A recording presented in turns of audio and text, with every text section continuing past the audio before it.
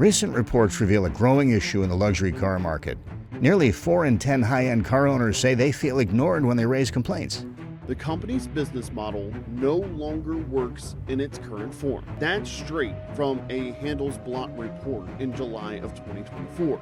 Shockingly, Porsche drivers sit near the top of that list.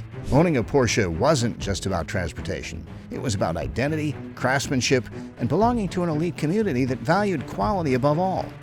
Yet, beneath the polished image of innovation and prestige, a quiet wave of dissatisfaction is building.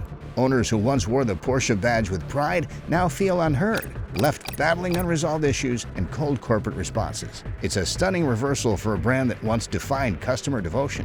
In recent months, loyal owners, the same customers who made Porsche a symbol of perfection, have begun speaking out. From unresolved software faults to unreturned calls and delayed repairs, the same brand once celebrated for personal attention now feels distant and unresponsive.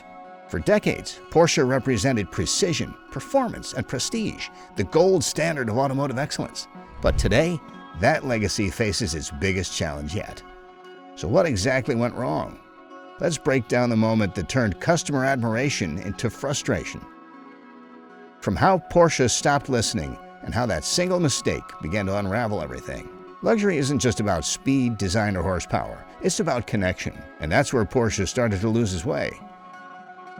While top competitors are working tirelessly to strengthen relationships with customers, Porsche was busy trying to make the headline. Thinking about getting a luxury SUV, still not convinced the price tag is worth it when you can get other cars fully loaded with extra options. I know it depends on the brand, but what's the true perk of luxury?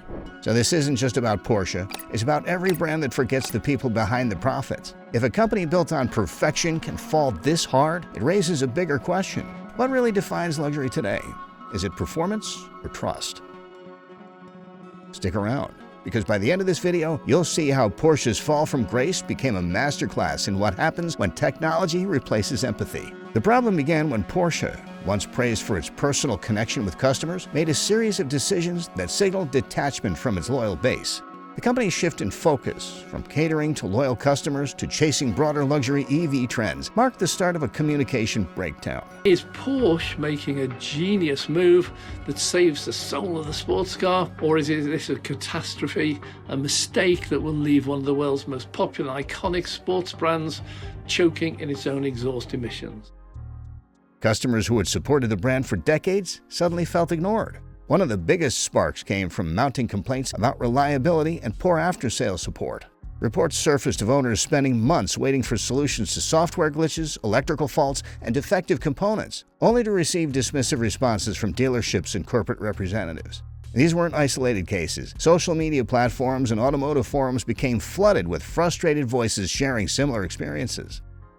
The issue escalated when Porsche's customer service team reportedly failed to resolve high-profile cases that gained public attention. In one widely discussed incident, a Porsche Taycan owner documented his struggle with recurring battery problems and unresponsive service centers.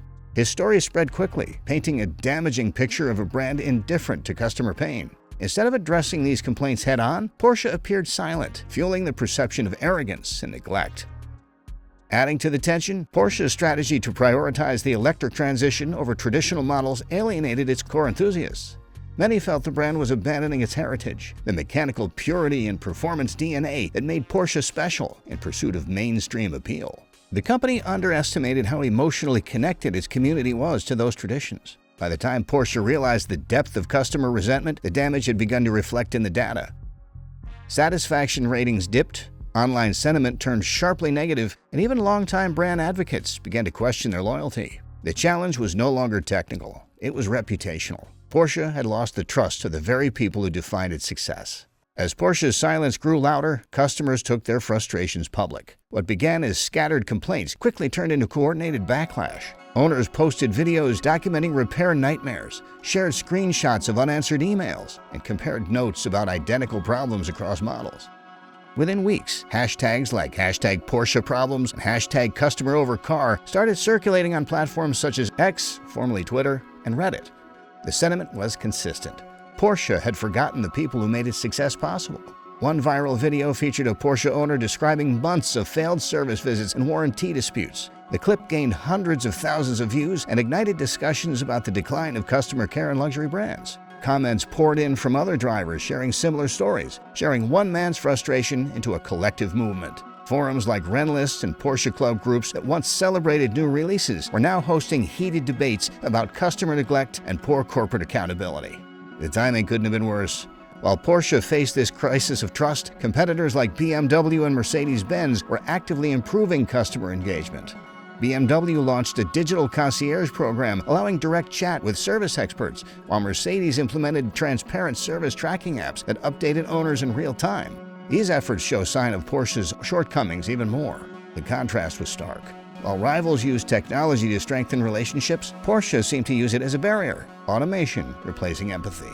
The company's focus on electrification and new market segments overshadowed its responsibility to maintain communication with longtime customers. As one analyst noted, Porsche wasn't just ignoring complaints, it was ignoring its culture. Gradually, this dissatisfaction started shaping public perception. Review channels, car enthusiasts, and journalists began questioning whether Porsche's leadership understood the essence of luxury, not just engineering excellence, but emotional connection. What was once seen as an aspirational brand had begun to feel detached, bureaucratic, and unresponsive, a dangerous combination in today's digital age, where reputation can shift overnight.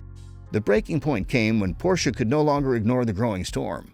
What began as scattered complaints had turned into a full-blown public relations crisis. A high-profile article in Inc. magazine mentioned a Porsche owner's year-long battle with the company over a defective vehicle, a brand-new car plagued by faults that Porsche refused to replace. The story went viral, exposing how even premium customers were met with indifference and procedural delays. That single article became the spark that ignited global scrutiny. Major auto forums, YouTube reviewers, and business analysts began dissecting Porsche's handling of customer relations. Headlines questioned how a company renowned for precision could fail so profoundly in empathy. For a brand that prided itself on excellence, this was a direct hit to its identity.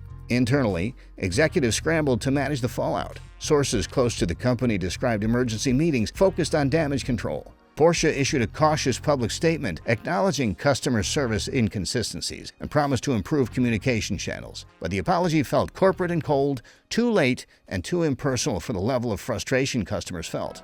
Rather than easing tensions, it fueled them. At the same time, financial signals began to echo the backlash. Customer satisfaction scores dropped across Europe and North America. Dealership confidence weakened. Some loyal owners postponed their next purchase, citing loss of faith in the brand. Even investors started asking tough questions about the long-term impact on Porsche's image and sales. For years, Porsche had cultivated a near-mythic reputation built on trust, craftsmanship, and attention to detail. But in this moment, the illusion cracked. The brand that once symbolized perfection was now being accused of arrogance. Porsche's mistake wasn't just mechanical, it was moral. It had underestimated how quickly loyalty can vanish when customers feel unheard. Porsche's story shows that even the strongest brands can stumble when they lose touch with the people who built them. This wasn't a failure of design or technology, it was a failure of connection.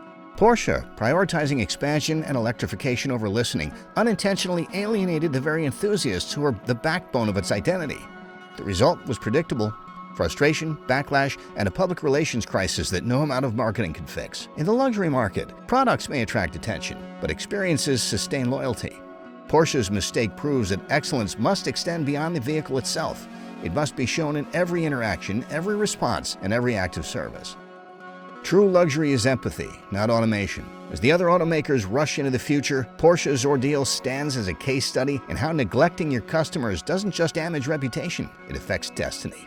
From loyal fans to frustrated customers, Porsche's story reveals more than a business mistake. It's a reminder of how easily trust can slip away when success takes the front seat. It leaves us wondering, can innovation truly matter if the people who believed in you feel unheard? Now that you've seen how Porsche's misstep unfolded, the question becomes, what would you have done differently? Should the company have paused its expansion to rebuild customer trust, or was this just the painful price of progress? I'd love to hear your honest take. Share your thoughts in the comments, especially if you've had your own experience with luxury brands that stopped listening. And if you want more stories that look past the surface of profit and performance, subscribe and stay tuned. We'll keep uncovering the moments where brands, customers, and values collide, and what it takes to rebuild what was lost.